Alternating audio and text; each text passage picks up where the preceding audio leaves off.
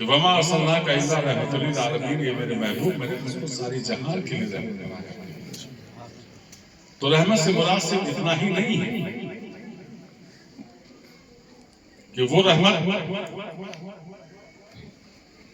جو ایک مخصوص ہو، جس کی ایک حد مقرر ہو.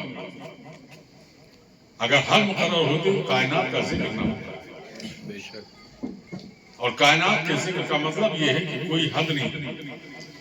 اور اسی لیے کہا بھی گیا کہ رحمت بار بار جس سب کو جیشان گیا، ساتھ میں منشی رحمت کا قدم تھا. اب وہ رحمتوں کی نشانیاں کیا ہیں؟ اصل مقصد کیا ہے؟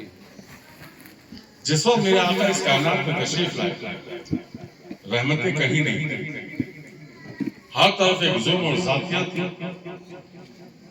پوری کائنات ایک ظلم و ستم کی شکار تھی. حضرت عیسیٰ علیہ السلام سے لے کر کے میرے آقا سرکار دو عالم صلی اللہ علیہ وسلم کی ذات پاک مختلف روایتوں میں آیا ہے. کسی روایت میں ہے کہ 442 سال، کسی روایتوں میں آیا ہے 450 سال. غرض کے مختلف روایتوں میں مختلف سال نظر آتے ہیں، لیکن وہ جو بھی سال گزرے وہ حضرت عیسیٰ علیہ السلام سے لے کر کے اور نبی کریم صلی اللہ علیہ وسلم کے بیچ کے جو سال گزرے دنیا پہ بہت گراں گزرے. اتنے گراں گزرے کہ لوگ ظلم و ستم کو سہنے کے بھی عادی ہو گئے اور ظلم و ستم کرنے کے بھی عادی. بہتوں نے خدا ہونے کا دعویٰ کر دیا. ہر ایک طرف سے ایک چیخ و پکار اور ایک آہ، جس میں آپ واقعہ بارہا اور سماعت فرماتے ہیں کہ بچیاں زندہ قبروں میں گاڑ دی جاتی ہیں. کوئی کسی کا پرسان حال نہیں ہوتا تھا. غلام خریدے اور بیچے جاتے تھے بازاروں میں. جوان سیانی بچیاں بیچی اور خریدی جاتی تھی. جس کے گھر میں بچیاں پیدا ہو جاتی تھی وہ اپنے آپ کو منحوس سمجھتا تھا. اور اس دور کو دیکھنے کے بعد دنیا میں اللہ رب العزت کو ہم بندوں پر رحم آیا اور اس نے اپنے سب سے شہید پیغمبر سرکار دو عالم صلی اللہ علیہ وسلم کو اس کائنات میں اور مخاطب کر کے بھیجا کہ ان کو ساری جہان کے لیے رحمت بنا کر کے بھیجا.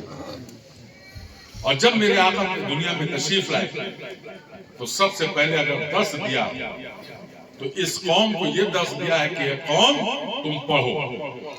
قرآن پاک کی پہلی وحی اسی پہ نازل ہوئی. اقرا بسم ربک الذی خلق، پڑھو، تمہارے لیے پڑھنا لازمی. اس سبق کے ساتھ نبی کریم صلی اللہ علیہ وسلم ارشاد فرماتے ہیں کہ اے میری امت، جن کو تم یہ سمجھ رہے ہو کہ یہ ہماری بچیاں منحوس ہیں ہمارے لیے، وہ بچیاں تمہارے لیے منحوس نہیں ہیں بلکہ تمہارے لیے رحمت ہے. جس گھر میں بچیوں کی ولادت ہوتی ہے وہاں رحمتوں کا نزول ہوتا ہے. اس طریقے سے رحمت کے پیغام جب عام ہوئے، لوگوں نے نبی کریم صلی اللہ علیہ وسلم کے کردار کو دیکھا اور جب دین کی حقانیت کو انہوں نے جانا تو ایک ایسا سما بنا کہ لوگ ہر طرف سے محمد محمد چلانے لگے. لوگ رحمتوں کی دہائی دینے لگے اور ان رحمتوں کی دہائی کا نتیجہ یہ نکلا کہ آج بھی وہی رحمتوں کے شامیانوں میں پوری دنیا سماتی ہوئی نظر آ رہی ہے. آپ آئے دن اخباروں میں پڑھتے ہیں، نیوز سنتے ہیں، ہر طرف سے. ابھی پرسوں کی بات ہے، آسٹریلیا کی چرچ کا بہت بڑا پادری جس نے مذہب اسلام کو قبول کر لیا. وہ جاہل نہیں تھا، وہ پڑھا لکھا تھا، وہ پڑھ کر کے آیا تھا. تو جو پڑھ کر کے آیا ہو وہ مذہب اسلام کے قریب جا رہا ہے، اور جو مذہب اسلام میں پیدا ہوا ہے وہ مذہب اسلام سے دور جا رہا ہے. یہ بھی اس کی حقیقت ہے. ہم اس رحمت کو سمجھ نہیں پا رہے ہیں.